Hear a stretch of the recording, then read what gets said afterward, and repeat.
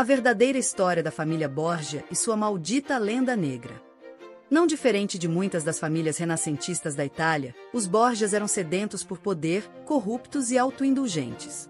Mas sua linhagem produziu 2 papas. Eles são dignos desse legado notório? No calor escaldante de Roma, em agosto de 1492, uma grande e suntuosa cerimônia ocorreu para coroar um novo papa, que havia subornado seu caminho para o cargo, o cardeal Rodrigo Borgia de Valência, Espanha, conhecido desde então como Alexandre VI. Aos 60 anos, o novo papa era um homem imponente com maneiras requintadas e um charme afável. Ele serviu como decano do Colégio dos Cardeais e vice-chanceler da Igreja por 5 papados, superando todos os outros prelados em autoridade, conhecimento, experiência e influência. Mas Rodrigo também era um homem do mundo secular. Ele já era pai de um menino e 2 meninas quando conheceu Vanosa Catanei, sua amante por mais de 3 décadas. Com Catanei, ele teve mais 4 filhos, Césare, Juan, Lucrézia e Gofredo, cada um dos quais ele abertamente reivindicou, e todos eles brilhantes e controversos por direito próprio. Eles foram atores principais nos eventos escandalosos que cercaram a família Borgia. A altamente desfavorável lenda negra foi criada por seus inimigos, e embora muito dela tenha sido construída em nada mais do que fofocas maliciosas, ela continua a fascinar. Rodrigo era um pai dedicado e atencioso. Mas os planos para seus filhos combinavam afeição com pragmatismo. Cada membro da família tinha que desempenhar seu papel no projeto conjunto que estava aumentando o poder, a influência e a riqueza existentes da Casa de Borgia. Em 1485, Rodrigo comprou o Ducado de Gandia, no leste da Espanha, do rei Fernando II de Aragão, e prometeu casamento entre seu filho primogênito, Pierluigi, e a prima do rei, Maria Henriques de Luna. Isso estabeleceu uma base sólida no reino nativo de Rodrigo, Valência. Ele nasceu em Chátiva, de onde ele poderia estabelecer o poder secular da família Borgia. 3 anos depois, Pierluigi morreu, e seu meio-irmão Juan se tornou o Duque de Gandia. Juan também se casaria com a noiva de Pierluigi. A essa altura, Rodrigo já havia perdido uma filha e a outra havia se casado com um nobre de Roma, então ele concentrou todas as suas expectativas e amor paternal nos filhos que teve com Catanei. O fundador da dinastia que produziu 2 papas, Calixtus III e Alexandre VI, foi Domènec de Borja, um nobre menor de Valência, no leste da Espanha. Valência era um porto-chave sob a coroa de Aragão, que controlava um império mediterrâneo que incluía o reino de Nápoles.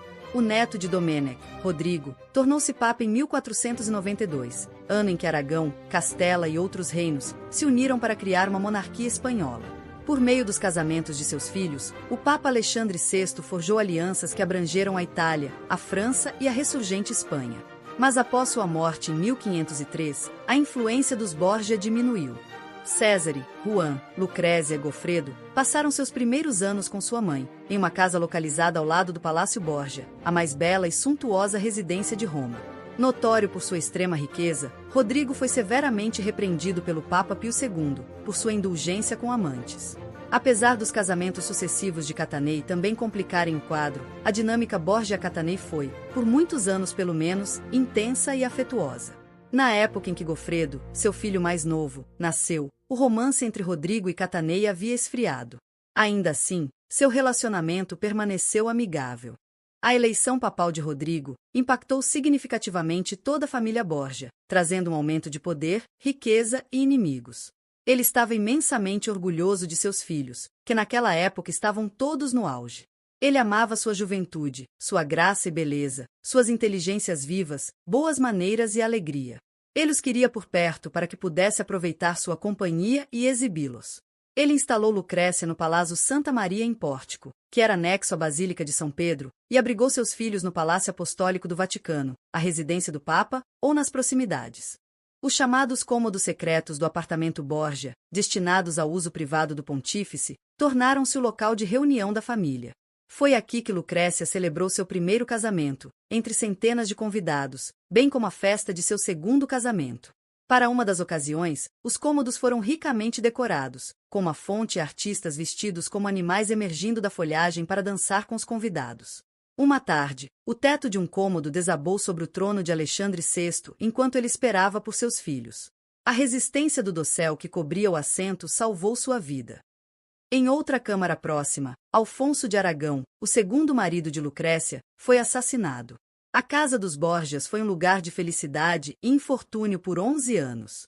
A ascensão de Rodrigo ao trono papal introduziu um novo elemento em seus planos. As carreiras e casamentos de seus filhos precisariam fazer mais do que simplesmente satisfazer os interesses pessoais da família Borgia. Nomeações nepotistas eram bastante comuns para a Igreja. Rodrigo foi nomeado cardeal quando seu tio reinou como Papa Calixtus III. Da mesma forma, o Papa Alexandre VI concedeu a seu filho César a mesma nomeação. Qualquer união conjugal também reforçaria os estados papais, os domínios da Igreja em solo italiano, que estavam sob ameaça da França e dos reis católicos da Espanha. Entre 1493 e 1494, o Papa Alexandre VI selou 3 alianças importantes. Juan, duque de Gandia, foi casado com Maria Henriques de Luna, uma prima de Ferdinando II. Lucrécia foi casada com Giovanni Sforza, um parente do poderoso Duque de Milão. E Gofredo foi casado com Sancha de Aragão, a filha ilegítima do rei Alfonso II de Nápoles, também parente de Ferdinando II. Apesar da forte oposição do Papa, o rei francês invadiu a Itália em 1494 com a ajuda do Duque de Milão. Depois de 3 anos, isso resultou na anulação do casamento de Lucrécia com Sforza, e ela posteriormente se casou com Alfonso de Aragão, irmão de Sancha. A união reforçou a aliança napolitana do Papa. Durante esse período turbulento, eventos políticos levaram o cardeal César a abandonar sua carreira eclesiástica e, em acordo com seu pai, se casar com uma irmã do rei de Navarra, parente do monarca francês. Essa aliança colidiu com os interesses do rei de Nápoles e seus parentes, os reis católicos, a rainha Isabel I de Castela e o rei Fernando II de Aragão. A tensão surgiu dentro da família Borgia, pois Lucrécia e César se encontraram, por meio de seus parceiros, em lados opostos da guerra até que o marido de Lucrécia foi assassinado em 1500. A tensão foi finalmente amenizada pelo terceiro casamento de Lucrécia com o futuro Duque de Ferrara, uma união considerada aceitável por toda a família. Os filhos de Alexandre VI não questionavam as decisões do pai. Ele era a fonte de seu poder e riqueza. Eles lhe deviam obediência tanto como pai quanto como pontífice supremo. Mas o comportamento de Alexandre podia ser problemático, e isso afetava seus filhos e seus relacionamentos uns com os outros. Embora amasse a todos, o Papa não escondia suas preferências. Gofredo, o mais novo, não era o favorito. Mais de uma vez, Alexandre até questionou se Gofredo, que era tímido por natureza, era realmente seu filho. O relativo distanciamento de Alexandre de Gofredo levou a confrontos acalorados entre o Papa e a esposa de Gofredo, Sancha. Enquanto Gofredo tendia a manter a cabeça baixa e obedecer aos comandos de seu pai, ela não era de morder a língua. Juan, por outro lado, era adorado pelo Papa. A pedido dos reis católicos, Juan foi enviado à Espanha para ser investido como Duque de Gandia e selar o casamento arranjado para ele com a prima de Fernando II. Alexandre preparou um futuro ainda mais esplêndido para Juan em solo italiano. Ele o cobriu de títulos, honrarias, territórios e riquezas. E Juan, embora nem sempre seguisse os conselhos do pai, sabia como convencê-lo. Mas em 1497, quando Juan retornou a Roma, o desastre aconteceu. Ele foi esfaqueado até a morte por assassinos desconhecidos e jogado no rio Tibre. A desolação de Alexandre era absoluta. Se tivéssemos 7 papados, daríamos todos para restaurá-lo à vida, declarou ele, chorando diante do consistório. O que aconteceu com o filho do Papa em uma noite de verão em 1497 é um mistério de assassinato duradouro da Renascença. 3 anos antes, o pai de Juan Borgia o enviou para a Espanha, onde se esperava que Juan usasse a influência de sua esposa, uma prima do rei Fernando II, para promover as fortunas dos Borgia na Espanha, e Aragão controlava Nápoles. Um caçador de prazeres, Juan retornou a Roma a pedido de seu pai após a invasão francesa da Itália em 1496. Ele foi nomeado comandante militar do Vaticano para tomar as terras do rival Orsini, como punição por eles se aliarem aos franceses. Em junho de 1497, aos 21 anos, Juan desapareceu. Seu corpo foi mais tarde retirado do rio Tibre coberto de facadas, mas sua bolsa estava intacta. Este não foi um roubo comum. Os Orsinis fizeram o ato? Ou seria essa vingança de seu cunhado espalhador de boatos, Giovanni Sforza, cujo casamento com a irmã de Juan, Lucrécia, havia acabado de ser anulado? Como cardeal, César desde o início ofereceu ao Papa firme apoio em assuntos da Igreja e do Estado. Um embaixador, Gianandrea Boccaccio, escreveu sobre César: ele é um homem de grande talento e de excelente natureza. Suas maneiras são as do filho de um grande príncipe. Talvez seu pai tenha visto nele o potencial para um terceiro Papa Borgia. Em todo caso, Alexandre não cedeu imediatamente aos repetidos pedidos de Césare, para que lhe fosse permitido abandonar sua própria carreira eclesiástica, para a qual Césare alegou não sentir vocação. O Papa só aceitou a renúncia de Césare como cardeal um ano após a morte de Juan. Césare reconheceu seu pai como um grande mestre na arte da política e nas alianças mutáveis que caracterizavam a época. Eles tinham vários objetivos compartilhados, mas César estava ciente de que, dada a idade e a saúde debilitada de seu pai, o tempo estava se esgotando. Como comandante do exército papal, César conquistou cidades em uma tentativa de esculpir um Estado Borgia. Até mesmo seus aliados desprezavam seu poder crescente. Após a morte de seu pai, César lutou para manter o controle sem o apoio papal. Entre todos os seus filhos, o Papa mais favorecia Lucrécia, a joia da família, por sua beleza, natureza doce e refinamento. Havia um forte vínculo de afeição entre pai e filha. O primeiro marido de Lucrécia foi Giovanni Sforza, um parente do Duque de Milão. Esse casamento fracassou não apenas em um nível pessoal, mas também político.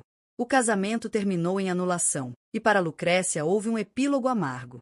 Sforza insinuou que ela havia se envolvido em um relacionamento incestuoso com seu pai. Rumores se espalharam para implicar seus irmãos também. Embora a alegação tenha sido refutada várias vezes, ela ainda persistiu.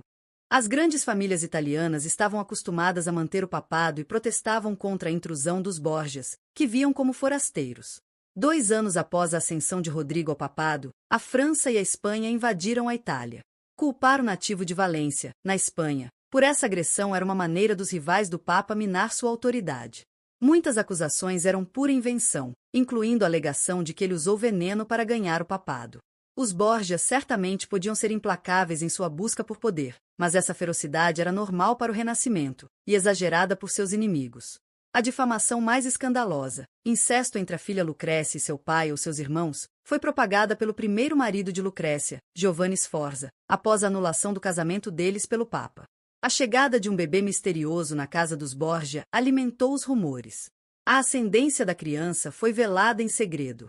Legitimado como filho de César e então, em uma bula secreta, como descendente do próprio Papa, a criança poderia ter sido um filho natural de Lucrécia. Talvez a família quisesse protegê-la integrando a criança com o sobrenome Borgia. Apesar da afeição familiar, Lucrécia logo descobriu que seu pai tinha tanta capacidade de machucá-la quanto de amá-la, e seria impossível encontrar paz enquanto ele pudesse interferir em sua vida. Então, após o assassinato de seu segundo marido, Alfonso de Aragão, ela se casou pela 3ª vez, com Alfonso d'Este, herdeiro dos ducados de Ferrara, Módena e Régio. Isso permitiu que ela se mudasse para longe de Roma. Ciente de suas razões para partir e da conveniência da união para toda a família, seu pai aceitou a separação. Sobre a consideração do Papa por sua filha, o secretário do Duque de Ferrara comentou: Sua Santidade a ama mais do que qualquer outra pessoa de seu sangue. Onde quer que os Borgia Catanei se encontrassem, risos, galanteria, sagacidade e música abundavam. Mas nem tudo era tranquilo. Algumas das brigas naturais entre irmãos endureceram em amargura. Lucrécia era, de certa forma, quem os mantinha unidos. Gofredo era particularmente próximo de Lucrécia. Eles iam a todos os lugares juntos, e ela o protegia. Eles ficaram ainda mais próximos quando Lucrécia se casou com Alfonso de Aragão, irmão da esposa de Gofredo, Sancha. Lucrécia e Sancha eram grandes amigas, e nem o fracasso do casamento de Sancha e Gofredo, nem a morte de Alfonso, quebraram o vínculo de amizade entre as duas cunhadas. Foi Gofredo quem protegeu o filho de 2 anos de Lucrécia e Alfonso, Rodrigo, durante os atos violentos desencadeados em Roma após a morte do Papa. O pai do pequeno Rodrigo, Alfonso de Aragão, já estava morto a essa altura. Mas o irmão por quem Lucrécia tinha mais afinidade era Juan. Entre Juan e Césare, no entanto, o relacionamento era tenso. Alexandre havia manobrado para que Juan recebesse todos os tipos de títulos e territórios, acreditando que isso era do melhor interesse da família em geral. Enquanto isso, Césare, apesar de ofuscar seu irmão intelectualmente, foi forçado a seguir um caminho eclesiástico que ele odiava. Talvez Césare se considerasse mais qualificado do que seu irmão para se tornar um grande príncipe. Essa percepção foi enfatizada quando Juan retornou a Roma e demonstrou habilidades medíocres no campo de batalha. Embora Césare não tivesse os títulos de Juan, sua influência nos reinos político e eclesiástico ia além do poder do duque. Na verdade, como cardeal legado do Papa, César estava se preparando para coroar o novo rei de Nápoles, Frederico II. Era um nível de autoridade difícil de superar. Circularam rumores maliciosos de que César e Juan estavam disputando sua cunhada, Sancha de Aragão. É impossível saber se havia ou não alguma verdade na fofoca. Juan tinha a reputação de ser um mulherengo, mas a história também pode ter sido uma invenção da chamada lenda negra. As acusações posteriores de que César assassinou Juan por ciúmes de Sancha também são difíceis de provar. Essas fofocas, no entanto, funcionaram para obscurecer o motivo político óbvio para o crime. Juan havia alcançado enorme poder em solo italiano, e sua morte desferiu um golpe severo no poder da Casa Borgia na Itália e no Reino de Valência. O herdeiro de Juan ainda não tinha 3 anos, mostrando a vulnerabilidade do pontífice. O relacionamento entre César e Lucrécia oscilou entre afeição e rivalidade. Em um ponto, seus respectivos casamentos os colocaram em campos rivais. O segundo marido de Lucrécia, Alfonso de Aragão, era filho do novo rei de Nápoles, enquanto César se casou com uma irmã do rei da França. Enquanto os monarcas franceses e napolitanos se preparavam para ir à guerra, o Papa manteve sua aliança com Nápoles. O antagonismo entre César e o segundo marido de Lucrécia, Alfonso de Aragão, que teve vida curta, era palpável. E, no verão de 1500, enquanto se recuperava de um ataque sério, Alfonso foi assassinado em sua cama pelos assassinos de César. César alegou que Alfonso o atacou primeiro, atirando nele com uma flecha de besta de seu quarto de doente. Os detalhes do que realmente aconteceu estão envoltos em mistério. Pouco depois, Alexandre VI mudou suas alianças para a França. Para Lucrécia, o assassinato do marido era difícil de perdoar. E ainda assim, quando César estava em apuros após a morte de Alexandre, ela o ajudou com armas e dinheiro. Naquela época, ela era duquesa de Ferrara e conseguiu interceder em seu nome, apelando a Fernando II, que o mantinha cativo. César conseguiu escapar e chegar ao reino de Navarra, onde morreu em Viana lutando à frente do exército navarro. Isso afetou profundamente Lucrécia porque ela o amava como uma mãe. Os Borgias tendiam a formar uma frente unida tanto em seus sucessos quanto em seus fracassos. Seu comportamento, embora semelhante ao de outras famílias nobres da época, era examinado atentamente, e os inimigos da família e do papado aproveitavam e distorciam qualquer detalhe em comum, enquanto preparavam o terreno para a lenda negra dos Borgias. Mesmo que as evidências históricas contradigam a lenda, essa novela penetrou profundamente na imaginação popular, e lá permaneceu.